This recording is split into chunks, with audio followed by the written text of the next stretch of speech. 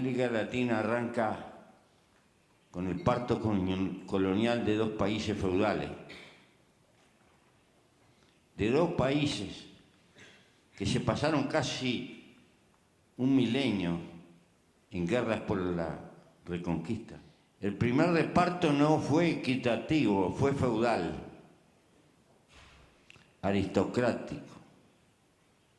Ese reparto inglés en las 7 colonias va a producir rápidamente una clase media con poder de consumo y una presión para la naciente industrialización interna. América Latina lo que produjo es una concentración brutal desde el primer momento y un gigantesco pobrerío viviendo de los recursos naturales, naturalmente, sin la presión de un mercado interno que ayudara a la primera industrialización. Y no le he hecho culpa a España ni a Portugal.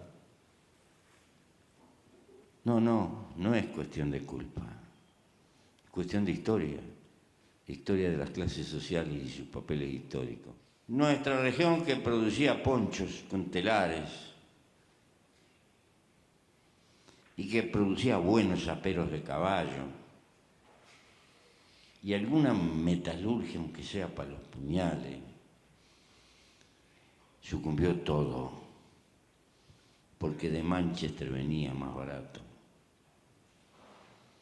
Y entonces, de la burguesía, la clase que pasó a ser importante y a comandar, fueron las clases comerciales que manejaban el puerto. Debe llamarle la atención que en América Latina, cada puerto importante terminó formando un país. Nosotros nacimos a la libertad viviendo para afuera, por el puerto, y casi ni mirando a los vecinos. Es natural que nuestras venas estuvieran abiertas porque de entrada empezamos a perder en los términos de intercambio. Por eso hoy no quiero decir que esta es la causa de la desigualdad, quiero decir que la desigualdad, la concentración de la riqueza son endémicas en la historia de América. Porque no somos solo hoy la zona del planeta más injusta, lo hemos sido siempre. Y se precisa la política. ¿Qué le tenemos que gritar al resto de los pueblos? Hagan política en serio. No se vive de la política. La política no es una profesión, es una pasión. Por eso hay que construir herramientas colectivas, partidos políticos o lo que quieran. Porque esta no es una lucha espontánea de Juan, Diego o Pedro.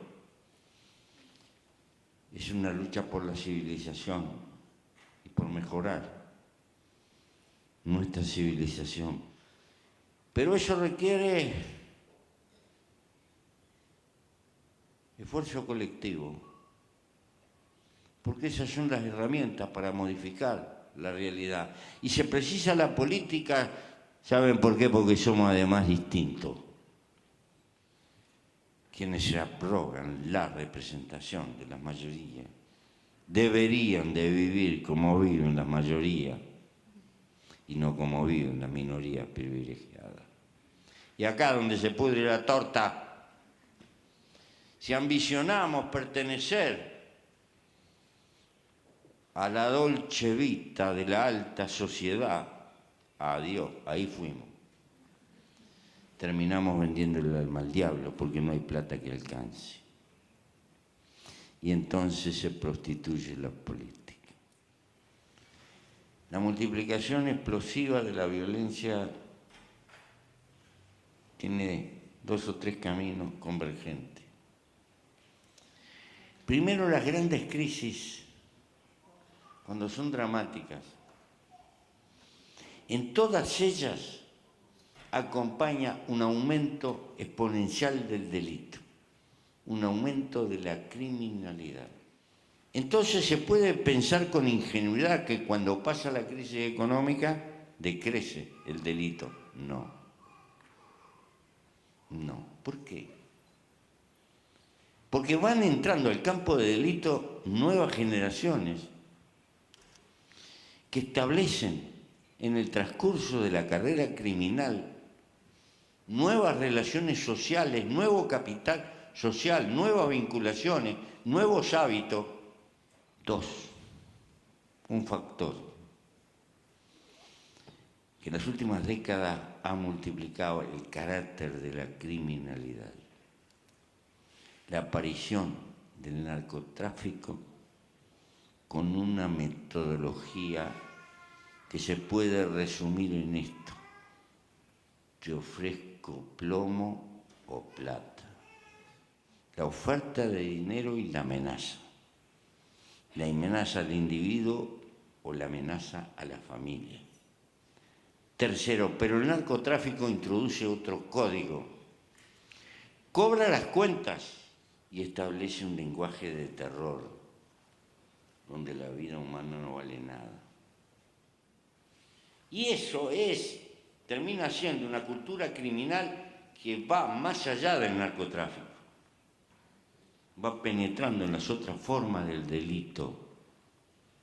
Esto significa una multiplicación de la violencia. Si la política no se hace cargo globalmente de estas cosas, naturalmente vamos a tener oleada de gente. Porque los países centrales no han pensado, ni se les va a ocurrir jamás, que el asunto no es que ellos vengan para acá, es que hay que ir para allá y luchar por sacarlos de la pobreza. Que nadie se va porque le guste ir. El que se va del bañado donde nació es por necesidad. ¿Estaremos en condiciones algún día de pensar como especie por encima de pensar como país? Nos podremos dar cuenta que una señora africana que camina 5 kilómetros por 2 baldes de agua no es de África, es nuestra. La política tiene que tener causa y una sociedad tiene que tener causa y en la vida hay que tener causa para vivir. Ese sería lo que yo entiendo ahora, el hombre nuevo. Un pedazo rotoso de hombre viejo como siempre, que se pone a mejorar a partir de lo que es, de reconocer lo que es y lucha por mejorarse a sí mismo.